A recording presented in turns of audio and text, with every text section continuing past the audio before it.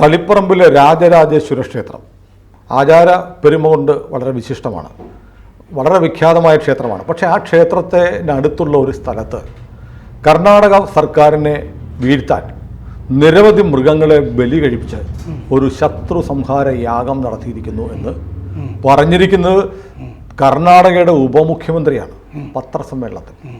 നിസ്സാരമല്ല, ഗുരുതരമായ ഒരു ആരോപണമാണ്. എന്താണ് ഇതിൻ്റെ പിന്നിലെ യഥാർത്ഥ വസ്തുതകൾ? അദ്ദേഹം രാജരാജേശ്വര ക്ഷേത്രത്തിൻ്റെ അപ്പുറത്തെ ഒറ്റപ്പെട്ടൊരു സ്ഥലത്ത് എന്ന് പറഞ്ഞിരുന്നു. അത് കഴിഞ്ഞ് പിന്നീട് ഇപ്പോൾ നമ്മൾ കേൾക്കുന്നത് ഉപമുഖ്യമന്ത്രി പറഞ്ഞതാണല്ലോ. അവിടുത്തെ രഹസ്യ പോലീസ് ഇപ്പം അന്വേഷിക്കുന്നത് രാജരാജേശ്വര ക്ഷേത്രത്തിനെ പറ്റി മാത്രമല്ല, മാടായിക്കാവിനെ പറ്റി കൂടിയാണ് എന്നാണ്. അപ്പോൾ അദ്ദേഹം അമ്പലത്തിൻ്റെ പേര് പറഞ്ഞില്ല എന്ന് റിപ്പോർട്ടുകളിലുണ്ടായിരുന്നു. പറഞ്ഞത് രാജരാജേശ്വരി ക്ഷേത്രത്തിൻ്റെ മാത്രം. മാടായിക്കാവിൽ ആഭിചാരകൃത്യങ്ങൾ നടക്കാറുണ്ടോ? ഈ മാടായിക്കാവിനെ പറ്റി പറയാനുള്ള കാര്യം എന്താണെന്ന് വെച്ചാൽ പറഞ്ഞില്ല. പക്ഷെ മാടായിക്കാവിനെ പറ്റി ഇപ്പം അന്വേഷണം നടക്കുന്നു എന്ന് പറയുന്നത് എന്താണെന്ന് വെച്ചാൽ അവിടെ കോഴി പ്രസാദം കൊടുക്കും, പിന്നെ കോഴി ബലി മുൻകാലങ്ങളിൽ നടന്നിരുന്നു. ഇപ്പം മൃഗബലിയൊന്നും പാടില്ല. അതെ, പണ്ട് അതൊക്കെ ഉണ്ടായിരുന്നതാണ്. പക്ഷേ യെദ്യൂരപ്പ പലപ്പോഴും വരുന്ന സ്ഥലമാണ് ഈ മാടായിക്കാവ്. 2016 വന്നിരുന്നു. മാത്രമല്ല അദ്ദേഹം അമൃതദായിനി എന്ന് പറഞ്ഞിട്ട് ഊട്ടുപുര അന്ന് ഉദ്ഘാടനമൊക്കെ ചെയ്തിരുന്നു. അപ്പോൾ ആരാണെന്ന് പറഞ്ഞില്ലെങ്കിലും അദ്ദേഹം ഉദ്ദേശിക്കുന്നത് BJP നേതാക്കളെ ആണല്ലോ. അല്ല, ഇതിപ്പോൾ കേരളത്തിലുള്ള ഒരാളാണ് ചെയ്തതെന്നാണ് പറയുന്നത്. കേരളത്തിലായിരിക്കും. യെദ്യൂരപ്പയ്ക്കായിട്ട് ബന്ധമുള്ള പല ആളുകളും കാണുമല്ലോ. കോൺഗ്രസ്സുകാരല്ലല്ലോ എന്തായാലും. BJPക്കാരോ ജനതാദൾക്കാരോ ആയിരിക്കണം, കുമാരസ്വാമിയുടെ ആളുകൾ. അപ്പോൾ ഈ സംഗതി ശരിയാണ്. യെദ്യൂരപ്പയും കുമാരസ്വാമിയും കേരളത്തിൽ വന്നിട്ട് ജ്യോതിഷികളെ നിരന്തരം കാണാറുണ്ട് എന്നുള്ളത് ശരിയാണ്. അപ്പോൾ അവർക്ക് നേരെ ആയിരിക്കണം ഈ ആളുടെ ആരോപണം. എന്തായാലും ഈ പറഞ്ഞിരിക്കുന്നത് എന്താന്ന് വെച്ചാൽ രാജകണ്ടകയാഗം, മരണമോഹന സ്തംഭനയാഗം, ഇത് രണ്ടും നടത്തിയിട്ടുണ്ട് എന്നാണ് പറയുന്നത്. അപ്പോൾ ഈ ശിവകുമാറിൻ്റെ കൈത്തണ്ടയിലൊരു വിശുദ്ധ ചരട് കണ്ടു പത്രലേഖകര്. ഇതെന്താന്ന് വെച്ചപ്പോൾ അങ്ങേര് പറഞ്ഞു, ദുഷിച്ച കണ്ണുകളെ തടയാനായിട്ട് ഒരാൾ പൂജിച്ചു തന്നതാണ് ഈ ചരട് എന്ന് പറഞ്ഞു. അപ്പോൾ ശിവകുമാറും ബെസ്റ്റ് പാർട്ടിയാണല്ലോ. ഈ ആഭിചാരം ഇങ്ങനത്തെ കിലോ കണക്കിന് ചരട് എപ്പോഴും കാണാറുണ്ട്. അപ്പൊ രാജരാജേശ്വര ക്ഷേത്രത്തിനടുത്ത് ശത്രുഭൈരവിയാഗം നടന്നു എന്നും പറഞ്ഞിട്ടുണ്ട്. ശത്രുസംഹാരയാഗമല്ല അല്ലേ? ഭൈരവയാഗം. ഭൈരവയാഗം. അതിന് അതിബലി എന്ന് പറയുമെന്ന് ഞാൻ നോക്കിയപ്പോൾ കാണുന്നുണ്ട്. പിന്നെ പഞ്ചബലി നടത്തിയതായിട്ടും പറയുന്നുണ്ട്. ഇതൊന്നും നമ്മൾ നടത്താത്തത് കൊണ്ട് ഇതെന്താണ് കാര്യങ്ങൾ നമുക്കറിയില്ല. എന്തായാലും കൊല്ലാൻ വേണ്ടിയിട്ടുള്ള പരിപാടിയാണെന്നുള്ളത് ഉറപ്പാണ്. ശത്രു സംഹാരമൊക്കെ അട്ടിമറിക്കാനും ഭരണം വീഴ്ത്താനും ഒക്കെ ആയിരിക്കും. 21 ചുവന്ന ആട്. ചുവന്ന ആട് എന്ന് പറഞ്ഞാൽ എന്താണാവോ? ചുവന്ന നിറമുള്ള അടിച്ചാൽ പോരാ അല്ലേ? 21 ചുവന്ന ആട്, 3 പോത്ത്, 21 കറുത്ത ആട്, 5 പന്നി, ഇത്രയും എണ്ണത്തിന് തലകണ്ടിച്ചു കൊണ്ടിട്ടുള്ള അഗ്നിയാഗം അവിടെ നടന്നു എന്നാണ് പറയുന്നത്. ഇത് നടത്തിയത് അഘോരികളാണെന്നും പറഞ്ഞിട്ടുണ്ട്. ഈ രാജരാജേശ്വരി ക്ഷേത്രമായിട്ടോ മറ്റേ കാവുമായിട്ടോ മാടായിക്കാവുമായിട്ടോ ബന്ധപ്പെട്ട അഘോരികളുണ്ടോ? രാജരാജേശ്വരി ക്ഷേത്രവുമായി ബന്ധമൊന്നുമില്ല. പറഞ്ഞിട്ടുള്ളൂ. ഇത് കണ്ണൂരിൽ നിന്ന് 20-22 കിലോമീറ്റർ പോയാൽ മാടായിക്കാവെത്തും. മസൂരി മാറ്റാനും ഒക്കെ പ്രാർത്ഥിക്കുന്ന സ്ഥലമാണ്. ഈ കൊടുങ്ങല്ലൂർ കഴിഞ്ഞാൽ രണ്ടാമത്തെ ഭദ്രകാളി ക്ഷേത്രമാണത്. ഈ 2 ക്ഷേത്രങ്ങളിൽ നിന്നും ആവാഹിച്ചിട്ടേ വേറെ സ്ഥലങ്ങളിൽ കൊണ്ടുപോയി പ്രതിഷ്ഠിക്കാറുണ്ട്. അങ്ങനെ ഈ ക്ഷേത്രങ്ങൾക്ക് വലിയ പ്രാധാന്യമൊക്കെ ഉണ്ട്. അപ്പോൾ ആളുകൾ അപ്പോൾ ഇയാളോട് ചോദിച്ചു, മോദിയുടെ ധ്യാനത്തിനെ പറ്റി എന്താ അഭിപ്രായം എന്ന്. അതിനെതിരെ ശിവകുമാർ ഒന്നും പറഞ്ഞില്ല. അതൊക്കെ ഓരോരുത്തരുടെ സ്വകാര്യ അഭിപ്രായങ്ങളാണ് എന്ന് പറഞ്ഞു. ഇനി ഈ കേരള ജ്യോതിഷികളെ ഈ കർണാടകക്കാർ വന്ന് കാണുന്നത് 2018 കുമാരസ്വാമി വന്നിട്ടുണ്ടായിരുന്നു. രേവണ്ണ ശൃംഗേരിയിൽ യാഗം നടത്തിയിരുന്നു രാഷ്ട്രീയ അട്ടിമറികൾക്ക് വേണ്ടി. അന്ന് രേവണ്ണ പറഞ്ഞു ശാരദാദേവിയുടെ അനുഗ്രഹം, അവിടെ ശാരദാ ക്ഷേത്രം ഉണ്ടല്ലോ ശൃംഗേരി മുമ്പിൽ തന്നെ, ശാരദാദേവിയുടെ അനുഗ്രഹം ഉള്ളിടത്തോളം എനിക്ക് യാതൊരു കുഴപ്പവും വരികയില്ല എന്ന് പറഞ്ഞു. രേവണ്ണ പറഞ്ഞു യെദ്യൂരപ്പ എത്ര വേണമെങ്കിലും ഞങ്ങൾക്കെതിരെ യാഗം നടത്തിക്കോട്ടെ എന്ന് പറഞ്ഞു. അപ്പൊ ഈ അട്ടിമറിക്ക് വേണ്ടിയിട്ട് യാഗം നടത്തുക എന്നുള്ളതും അതിനെപ്പറ്റി സംസാരിക്കുന്നത് കർണാടക രാഷ്ട്രീയത്തിന്റെ ഒരു പൊതു സ്വഭാവമാണെന്ന് അതിന്ന് നമുക്ക് തെളിയും. 6 കൊല്ലം മുമ്പ് തന്നെ ഇങ്ങനെ പറഞ്ഞല്ലോ, ദേവഗൗഡ അക്കാലത്ത് ചണ്ഡികായാഗം നടത്തിയിരുന്നു. ചണ്ഡികായാഗം നമ്മുടെ മൂകാംബിയിലൊക്കെ ഉണ്ട്.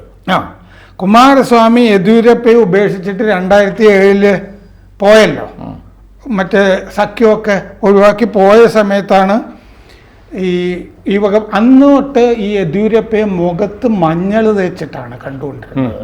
പുള്ളി ഏതോ ജ്യോതിഷി കേരളത്തിൽ വന്നിട്ട് പറഞ്ഞിട്ട് കയ്യിലിങ്ങനെ നാരങ്ങയും പിടിച്ചുകൊണ്ട് നടന്നിരുന്നു. ചില ആളുകൾ ടെൻഷൻ മാറ്റാനായിട്ട് ഇങ്ങനെ പറഞ്ഞുകൊണ്ടിരിക്കും, ഫിംഗറിന് എക്സസൈസിന് വേണ്ടിയും ചെയ്യും, ഇങ്ങനെ ചെയ്യുമെന്ന് പറഞ്ഞിട്ടുണ്ട്. അതുപോലെ ആയിരിക്കും ഈ നിയമസഭയിലൊക്കെ കാണുമ്പോൾ മുഖത്തും മഞ്ഞൾ തേച്ചിട്ട് യെദ്യൂരപ്പ കയ്യിലിങ്ങനെ നാരങ്ങ പിടിച്ച് നടക്കുന്നുണ്ടായിരുന്നു. എന്നിട്ട് ഈ പുള്ളി ഈ പ്രതിപക്ഷത്തിന് വന്നിരിക്കാനുള്ള ലൗഞ്ചില്ലേ, അതിൻ്റെ വാതിൽ ക്ലോസ് ചെയ്തു. എന്നിട്ട് പ്രതിപക്ഷം വേറൊരു വാതിൽ കൂടി ആ സ്ഥലത്തേക്ക് കയറണം എന്നുള്ള അവസ്ഥയുണ്ടായി. എന്നിട്ട് യെദ്യൂരപ്പ വിശ്വാസ വോട്ട് തേടുമ്പോഴും ഇങ്ങനെയാണ് ചെയ്തത്. പ്രതിപക്ഷത്തിൻ്റെ മാർഗം, നേരായ മാർഗം അടച്ചിട്ടാണ് ചെയ്തത്. അന്ന് ഈ നിയമസഭ വിധാൻ സൗദയുടെ മുൻവശത്തെ ഗേറ്റിൽ കുങ്കുമവും മഞ്ഞളും ഒക്കെ വെതറിയിരിക്കുന്നതായിട്ട് MLA കാണുകയൊക്കെ ചെയ്തിരുന്നു. ഈ ചാമരാജനഗർ, ദക്ഷിണ കന്നഡ, കേരളം ഈ 3 സ്ഥലങ്ങളിലും പോയി ഇവര് രേവണ്ണ കുടുംബവും കുമാരസ്വാമി കുടുംബവും യെദ്യൂരപ്പയൊക്കെ ഈ ജ്യോതിഷികളെ കാണാറുണ്ട് എന്ന് പറയുന്നുണ്ട്. ഈ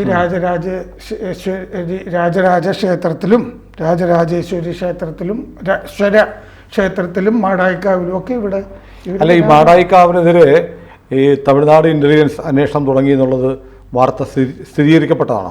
കർണാടക ഇപ്പോൾ TV-കളിൽ വന്നു.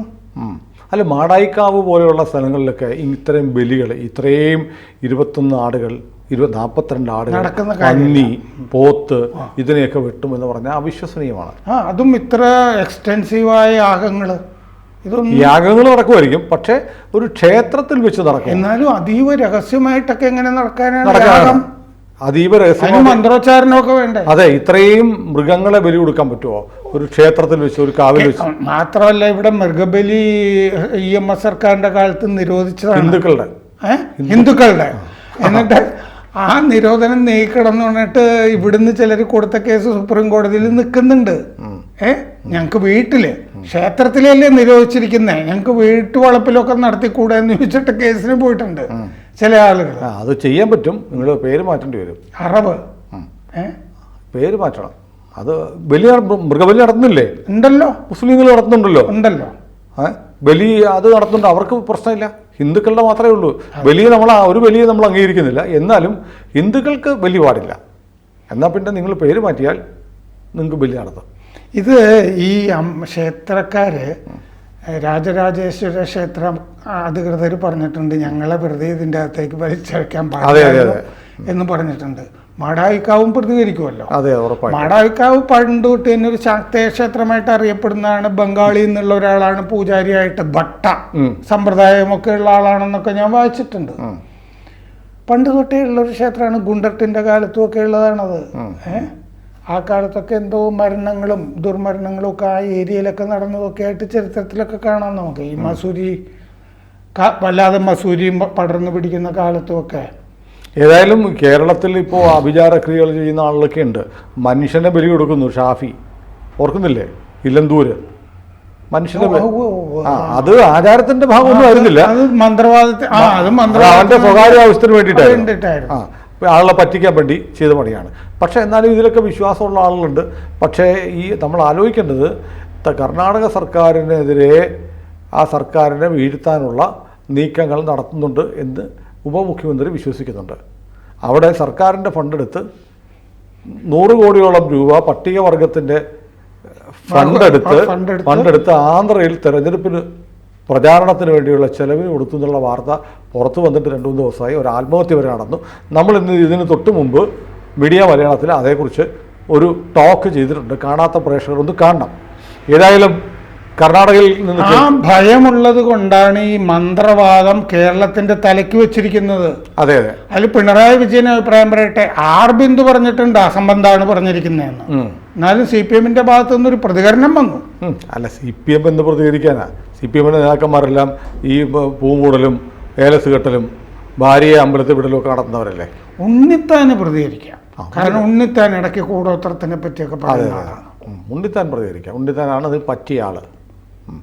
ഏതായാലും ഈ കർണാടകയിൽ നിന്ന് കേൾക്കുന്ന വാർത്തകൾ അത്ര ശുഭകരമല്ല. അല്ല. പിന്നെ ഇത് രാജരാജേശ്വര ക്ഷേത്രത്തെ ഇതിലൊന്നും വലിച്ചഴിക്കരുത്. അത് രാജരാജേശ്വരി ക്ഷേത്രമല്ല, രാജരാജേശ്വര ക്ഷേത്രമാണ്. ശിവനാണ് ചക്രവർത്തി ഭാവത്തിലിരിക്കുന്ന മഹാദേവനാണ്. അവിടെ വേണമെങ്കിൽ ആക്ടിവിസ്റ്റുകൾക്ക് പ്രതികരിക്കാം. അവിടെ പകൽ സമയത്ത് സ്ത്രീകൾക്ക് പ്രവേശനമില്ല.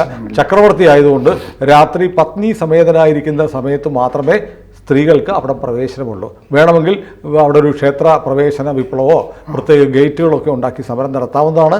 അങ്ങനെയുള്ള മഹത്തായൊരു ക്ഷേത്രമാണ് രാജരാജേശ്വര ക്ഷേത്രം. അതിനെ അപകടത്തിൽപ്പെടുത്താൻ വെറുതെ അനാവശ്യ സ്ഥലങ്ങളിൽ ദയവായി രാജരാജേശ്വരൻ്റെ ആ ക്ഷേത്രത്തിൻ്റെ പേര് ഉപയോഗിക്കാതിരിക്കുക എന്നുകൂടി നമുക്ക് പറയാം.